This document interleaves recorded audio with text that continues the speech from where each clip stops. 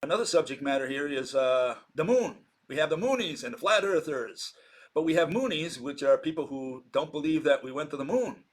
And there are then, I guess you can call them lunatics so that we don't confuse them with the Moonies. And the lunatics, some of them are Moonies, right? And those lunatics, they believe that the moon spins. Can you believe that? They think the moon spins.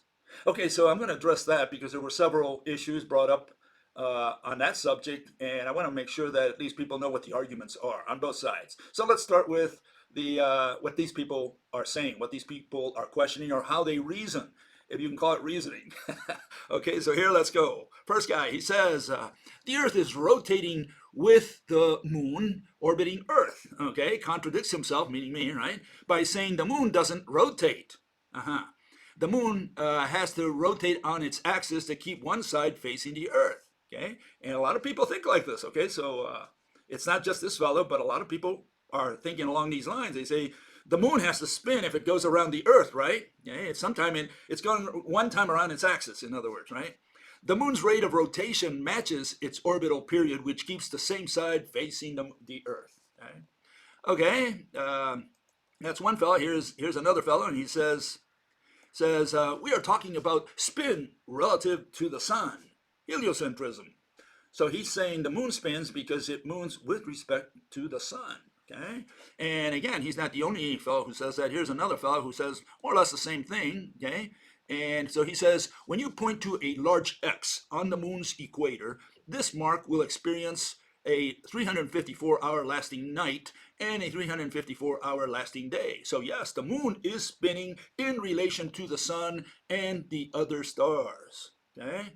So this is a common argument, by the way, okay? A lot of people think that the moon is spinning with respect to Earth, the moon is spinning with respect to the sun, the moon is spinning with respect to all the stars in the universe. That's the notion, okay? Another fellow says, stuck a rod through the moon, having it move with the moon, one side of the rod always facing a mountain. Yeah, I'm saying that, if you put a rod right through the Earth, or the moon, right? In the case of the moon, if you color code that rod, right, maybe put red on one side, half of it red, half of it blue. Imagine a cylinder, as more or less depicted there. Okay, and if the moon spins, in other words, or how the moon moves, right? If you have a mountain facing the red part of that cylinder, it will always face that red part of the cylinder. It'll move together with the red part. It's not like the rod stands stationary and the moon moves with respect to the red part of the cylinder. That's the argument, okay? So let's understand what the issue is. In this, his claim is that the moon doesn't rotate, okay? Yeah, exactly, okay? So that's going to be my argument. And all these lunatics, they believe the moon spins, okay? Let's get to the bottom of this, okay, today, okay? And here we have another fellow. What?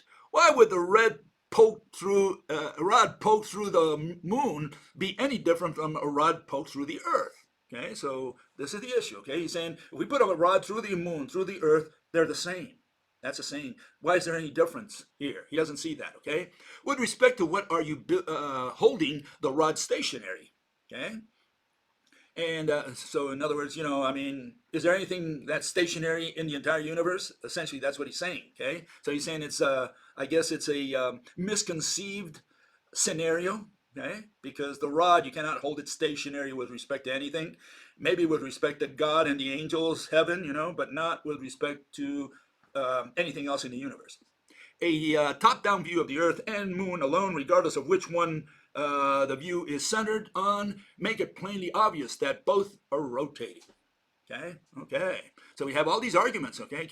I hope you're keeping track of them. These are all the lunatics. Okay, and another fellow says, standing facing north, I will begin at your left and facing you. I am facing east, okay? I will go around in front of you, continually facing you at your right side. I am now facing west, having done half a rotation. So he went from east to west, right? I will continue around behind you to your left side. I am facing east again. Okay, so he went all the way around, okay? And I have done one full rotation on my own axis.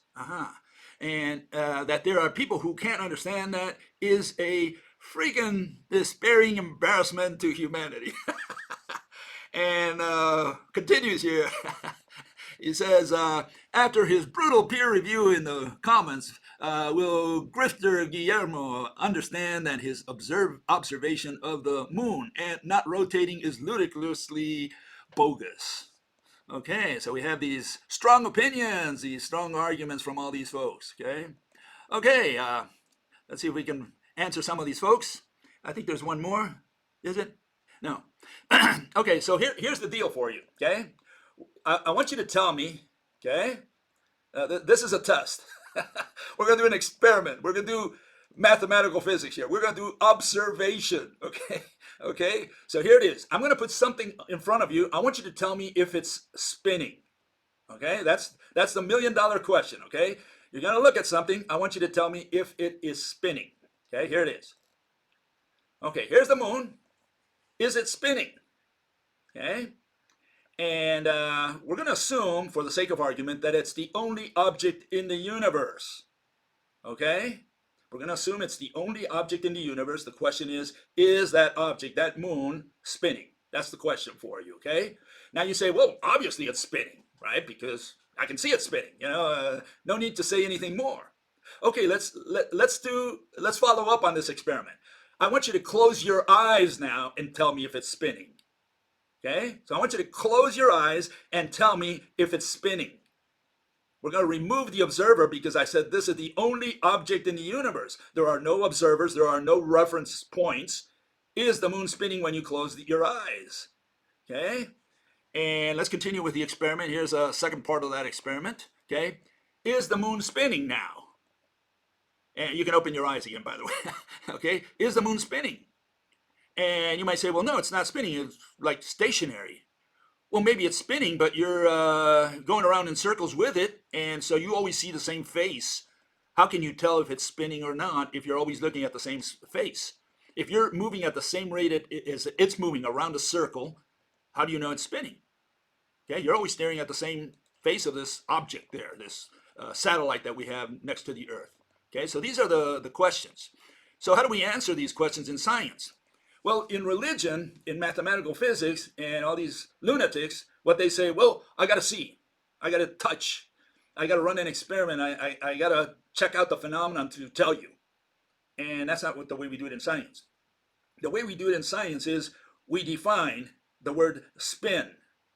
Then if it meets the definition of the word spin, it spins. And if it doesn't meet the definition of the word spin, it don't spin. It's just that simple. We don't need the eyes. We don't need the hands. We don't need to observe. We don't need to have a second object, okay, outside of the moon in this case, right, to tell us whether the moon spins. And that's where the problem starts. Now, what's the big problem? The big problem is the last 10,000 years, not a single human being on any part of our planet has ever defined a single word, scientifically. Okay, we don't have scientific definitions, especially of the key words that make or break our arguments, our theories. That's where the problem starts. Okay, so let's look up this word spin. Let's see if we can get to the bottom of spin so that we're all on the same page, because right now none of us are on the same page. So here it is. Okay, here's spin. Okay, and these are the abbreviated versions that I got from dictionaries. Okay, spin, to turn around an axis. Okay, synonyms include rotate, gyrate, circle, right, to twirl, to whirl, the spiral, that's what these synonyms are. What does rotate mean? Just a couple here. Rotate, to turn around an axis or center point. Okay. What is gyrate? To move in a circle or spiral or around a fixed point. And what is the circle? Well, to move in a circle, everybody knows, I guess, what a circle is, right? I hope I don't have to go that deep. Or circuit around, rotate or revolve around. What's the problem? Well, the problem are the synonyms. The synonyms are, you use words such as revolve, orbit, to go around, and those are usually synonyms of spin. All these words are used as synonyms. They're used interchangeably. That's great for poetry. It's terrible for science. We need to know the difference between spin, for example, and orbit, especially those two words. And so here you see revolve, okay? Again, two of those words that are considered synonyms, right? Revolve, to move in a circular or curving course or orbit, okay? And what is orbit? To move in a curved path, the curved path around a body. Okay, so these are the notions that we have of these words. And the big problem here is that we mix them up. And we considered an orbit the same thing as spin. That's where the problem comes in, because these words have never been defined scientifically. Okay, so I'm going to give it my best shot. I'm going to try to define them scientifically for you, what we mean, so that we can distinguish black from white and don't confuse them. Okay, and so here we go. These are my definitions, by the way. Spin, if we're going to talk about a 3D object, because you can have a 2D object conceptually talking about spin, like, spinning of a circle or whatever. You can talk in those terms, okay? So just in case I separated them, even though 2D objects don't move, but we can make them move on the screen, for example, and imitate the thought that we have in our mind, right? And so what's the issue? Spin, 3D, circular motion of an object's surface around its fixed axis. Okay, and we're going to see what that means. And what is the spiral? Well, it's more or less the same thing, except that the object does not maintain the same distance back and forth. Okay, motion of an object's surface around its fixed axis while receding and approaching. So the thing wobbles, so to speak, right? What is an orbit? Well, it's a little different. Orbit is not spin. Okay, orbit, circular or elliptical motion of an object around another. So what are we talking about? Spin is with respect to an imaginary center of the same object. Orbit is around another object. Orbit involves two distinct objects, and we're talking about this one going around another object, which is in the center of this circular motion. On the other hand, in the case of spin, we're talking about the surface of this object, and it's rotating, in other words, going around with respect to an imaginary axis that runs right through the center of the object. But what is the key issue? The key issue is fixed. That axis has to be fixed in order for the thing to spin. Otherwise, it's not spinning. Okay, let's get a little deeper here so we can visualize what I'm talking about. And here we have spin and spiral involve a single object and its imaginary axis of that object. Orbit, on the other hand, involves two objects. Okay, I hope we understand at least the difference. I'm not asking you to agree. I'm trying to clarify to you the difference between spin and orbit. You don't have to agree. I just want you to understand it. Okay, so let's get that straight also. Okay, some people think I'm shoving this down their throat. No, you don't have to accept it, and I don't care if you do or not. Science doesn't care if you accept it or not. Science only cares that we understand what the other guy is saying, so that he can present his case. Okay, that's the point that I'm trying to make here. Okay, let's move on, and let's look at a couple cases here. Here's the moon versus the earth. Okay, I want you to look at the axis. Now, I made the axis fat. It's not one-dimensional because there's no such thing as a one-dimensional object. I could have made it two-dimensional, just some kind of rod that goes through it, like a plane, half of it coded red, the other one blue. Instead, I made it into a cylinder. I hope you won't hold that against me, because it turns out that this axis, runs through the earth and the moon, both of which are 3D objects. Okay, so we're going to put an axis, but we're going to make the axis fatter so that I can make my case so that you understand the concept. Not that you agree with it, I want you to understand it. Okay, let's get all that straight. Okay, so here's the moon versus the earth. Okay, you can see the moon rotates together with its axis. The earth does not rotate with its axis if you stick a stick right through it. Now, we're going to consider that stick that I've driven through it as a fixed stick. It doesn't move. It doesn't move with respect to the planet, in this case, right? The earth on the right. In the case of the moon, it does twirl together with the moon. We say that the one on the left is correct. Not only it's correct, but it's not spinning. It's not spinning because it's not spinning with respect to you. You're saying, well, it's spinning with respect to me. You don't exist. I'm asking you to close your eyes. I'm asking you to just follow the definition of the word spin, and if it rotates together with its axis, it's not spinning by definition. Okay, I hope we get that straight. On the other hand, in the case of the earth, it is spinning because it's twirling around with respect to a fixed axis. Okay, and here we have the moon versus the moon, okay, the two cases so that you can compare side by side. The one on the left is correct. The moon is spinning together with the axis, meaning it's not spinning at all. Okay, so it's rotating with the axis. If you were moving together with the moon, you were moving all around the moon at that moment in time, you would always see the same face.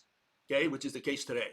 On the other hand, what it does not do, what the moon does not do, is what you see on the right, where the axis is fixed and the moon is changing, the surface of the moon is changing locations with respect to the axis. That's not what happens out there. Okay, so these are the differences. You need to define words so that you can communicate in science. And so we have to define what spin really means, what orbit means, and not confuse these two concepts. Okay. Of course, people can ask questions later on, and I'll look at them. But I just wanted you to get the notions here. The notion is that the moon does not spin with respect to its axis. It's not rotating with respect to its axis. The surface of the moon is not changing its locations with respect to its axis. The axis is turning together with the moon if we consider the axis as being a pole run right through the center of the moon, okay, right through the middle. On the other hand, the Earth does rotate with respect to a fixed axis. We're going to call that spin. We're going to say the other one is not spinning. We don't spin with respect to observers. We don't spin with respect to the sun. We do not spin with respect to the galaxies. We spin with respect to an axis of the object. You don't need to observe. You can close your eyes. You just follow the definition. And I promise that I won't hurt you. Okay? I hope we got that straight. So if you don't want to be hurt, just follow the definition. Okay, move on to another subject, or more or less. Well, it says, I got these two folks. Here you have Niels Bohr and Wolfgang Pauli, and they were trying to figure out what spinning is. Okay, you hear about electron spin, and it comes from all the way from the 1920s. They started talking about spinning of electrons. And so the question is, these two bozos here, they were trying to figure out whether it's top spins, okay? And yeah, I guess if they looked at it and they figured out, oh, if it's just standing still, then it's still spinning. Why? Because it's pointed north. And that's more or less the notion that you have of spin according to quantum mechanics. Quantum mechanics has not defined spin, and they don't have any idea what spin means or they have not visualized what spin is. But they talk about spin, they insinuate that it's spinning like the moon is spinning, standing still with respect to, or moving with respect to its axis, right? In other words, the axis is rotating, so is the surface of the moon. And these people have even a worse notion of what spin is. They said that spin is orientation. It's a static concept. What do they mean? They mean that when they measure something, it's pointed in a given direction. They assign a number to that, like half or 1 or minus half. And they say, well, it's got a spin of minus half. Now, I'm going to give you a top. I want you to spin it and tell me if it's got a spin of minus half or plus half or 1 or minus 1 or whatever. What sense does that make to give a number to a spin? But that's what they have in quantum. That gives you a notion that something is not completely right or in accordance with what we understand by spin. When I tell someone spin, everybody thinking of a top, you spin a top and say, okay, I know what that is. That's not what spin is in quantum mechanics. In fact, it's never been defined. Okay, and here is a definition of spin, electron spin, just so that you know what spin means or is for the purposes of quantum mechanics. Electron spin, the total angular momentum of a rigid body or particle. What is momentum? Well, momentum is, that little p in mathematics. And so we're talking about a number. That's what momentum, that's what spin is for the purposes of quantum mechanics, for mathematical physics. Okay, so when they talk about momentum and assign a number, what the hell does that have to do with spin, physical spin, spinning a top? Okay, so that's where the issue is. And so you look it up, it says the actual angular momentum is a what? Quantum number. Multiplied, blah, blah, blah, blah, blah. Okay, so it's a quantum number. And there they have values that multiples of 12, and bosons have spin values that are integer multiples of 1, and who knows what else. So they're talking about numbers. And when you look, they don't even talk about numbers because they try to give you an idea that they're talking about something which is related to physics. And they say, well, what do you really mean by 1 and by minus half and all these spins, what these quantum numbers? And so they have to illustrate something for you to sink your teeth into. And so what do? They say, well, one spin is north and the other one is spin is south. So, and they put that little arrow. See, that arrow is there misleading because people say, well, I know what that is. That's like a top, and the arrow is spinning this way and the other guy's spinning the other way. No, absolutely not. That arrow, that curved arrow, that's there just to confuse you, to mislead you, to send you on a tangent, to make you believe that they're talking about spin. No, they're not talking about spin. That arrow is there by mistake or deliberate, who knows. But the point is, spin is whether it's pointing north or whether it's pointing south. Pointing meaning static concept. We're not talking about rotation here, okay? So just keep that in mind. The word spin is very misleading in quantum mechanics, just like the word object, the word thing is misleading in all of mathematical physics. When they talk about like a mathematical object, what the hell's a mathematical object? What are we talking about? What is it, number 5? Is that a mathematical object? There are no such thing as mathematical objects, not in physics. All we have is objects and space. Object and also concepts, right? Space, nothing is also one of the concepts. That's it. Either it has shape or it don't. Period. We're done. It's black or white. And when you have it black or white, people understand. But when you have all this gray stuff in between, you lose people. That's where the problem is. Okay, another issue. Well, it says, where did he go? All the way to the bottom, to the other side. Give me a second. One of these Moonies comes up. He says, vacuum, space, and non-rigid protection gear, also known as NASA's spacesuits, which are obviously flexible and thus not rigid, do not get along well. He's saying that you can't really build a spacesuit that is flexible and that can withstand the radiation. I hope I'm still online. Let me know otherwise, okay? Sometimes I get involved with myself and don't realize that people are not following me anymore because I've been cut off or whatever. But it looks like I'm still online. Anyway, it says, reproducing a vacuum space here on Earth requires rigid walls. That's this fellow's opinion. It says, a human in a vacuum chamber requires rigid protection or else the vacuum will suck his blood right out of his capillaries. Deep sea divers also require rigid shielding in submarines, diving bells, or in their deep sea diving suits they make of spherical metal plates, like the one you showed in your previous video, Bill. Vacuum chambers and deep sea diving would not be possible if the shielding barriers were made of stretchable, flexible, aquaprine, etc., etc. Okay, a lack of rigid barriers means no chance of surviving high pressure environments, the deep sea or our moon's alleged negative surface pressure of 10 to the minus 8 torr. Really, it's 10 to the minus 11, 10 to the minus 12. It's higher than what he put there, okay? And it says, is this still unclear to you? Yeah, it is. The official narrative is so preposterous. NASA's spacesuits and vacuum outer space are both non sequiturs, intellectual dead ends. Okay, so he vented his frustration there, okay? And this is what I can tell you. I'm going to show you. These are some of the layers that a spacesuit has. These are how they build the spacesuits that the astronauts have to wear when they go out into space or to the moon. It's got several layers, and it's got several protective layers against radiation and also against a vacuum. You know, in other words, the lack of pressure, you can say, right? Vacuum. And here's another picture of that. Okay, and you can see they have all these layers. You can look them up on the internet and find out all the layers that all these spacesuits have. And to me, I have no problem with understanding this, but this fellow says that this is impossible, that all these layers will not protect you in outer space. That means, according to him, we will never be able to go into outer space, humans, right? Because we cannot build a spacesuit that's going to protect us against vacuum and radiation, which are two of the main points that people raise, especially flat earthers, some of the Moonies, right? They raise these issues that we cannot withstand that out there. And I just want to clarify a couple things that people sometimes exaggerate. I think it's going to come up later in one of the comments someone made. And that's that, you look at the solar wind, okay? Just look at the solar wind, and you have a minus 12, minus 13 torr, okay? Now, that might not mean much to most people out there, but we're talking about very, very few particles per centimeter cubed, or per meter cubed, depending on, what denominator you use there, okay? So there's very few particles compared to what you have here on Earth.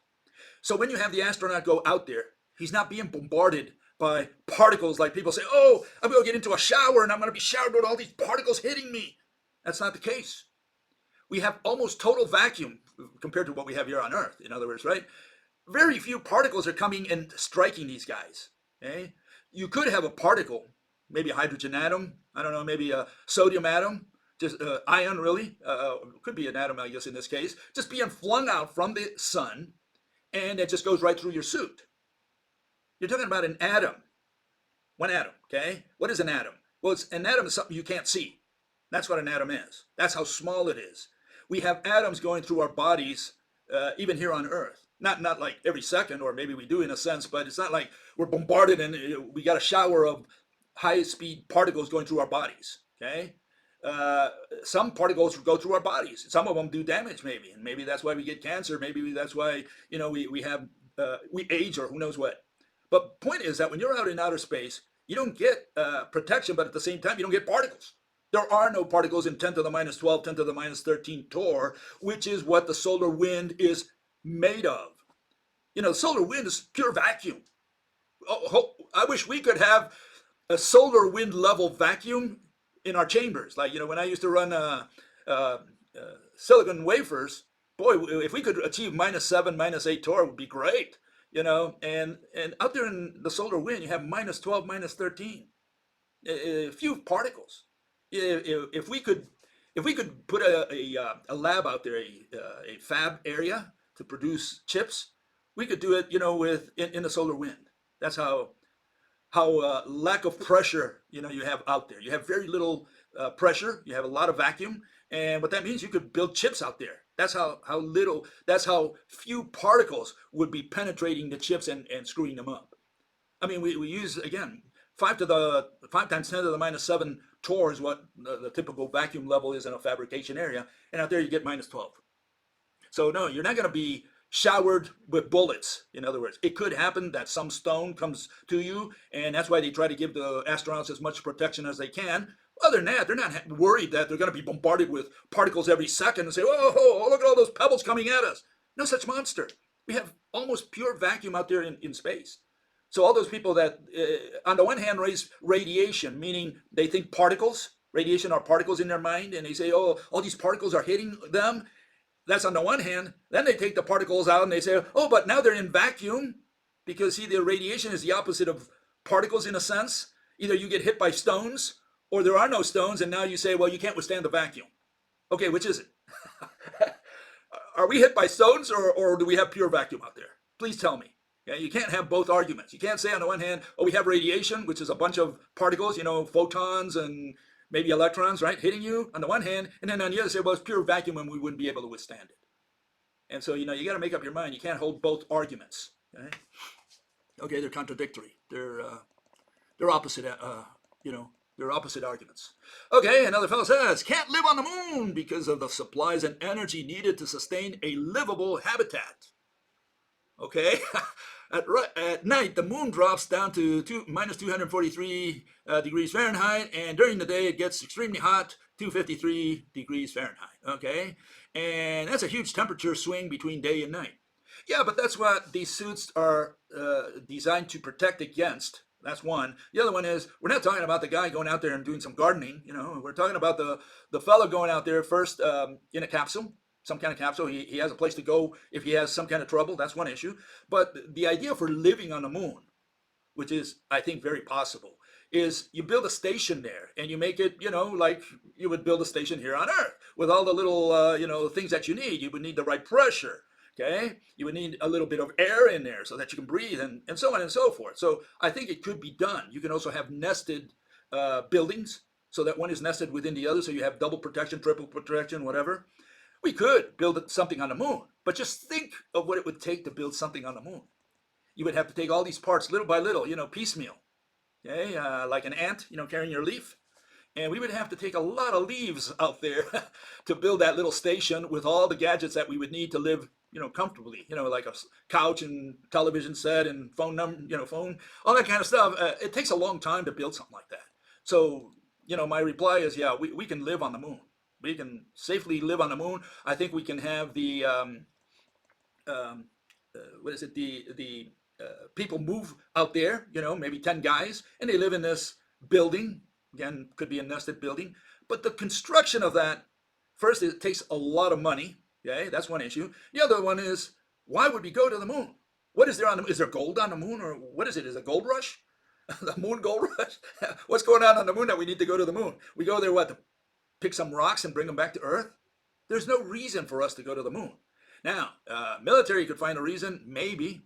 I think it's too far away to do anything here to any enemy here on Earth. That would be one issue.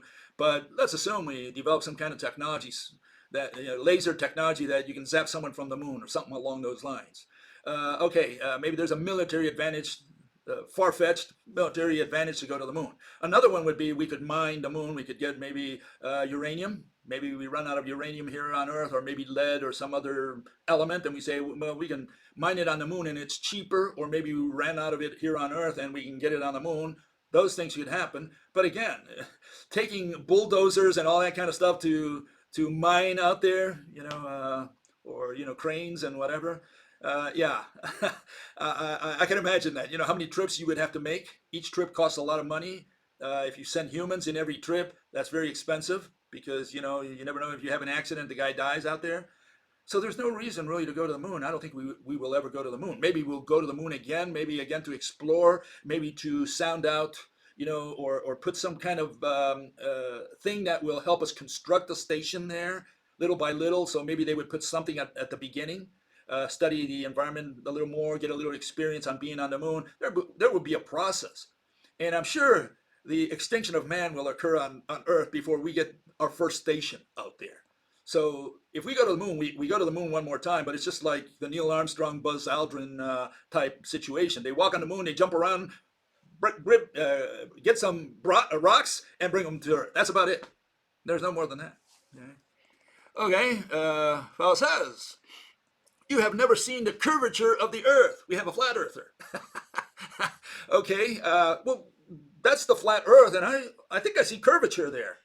So even under the flat Earth version of the Earth, we have curvature.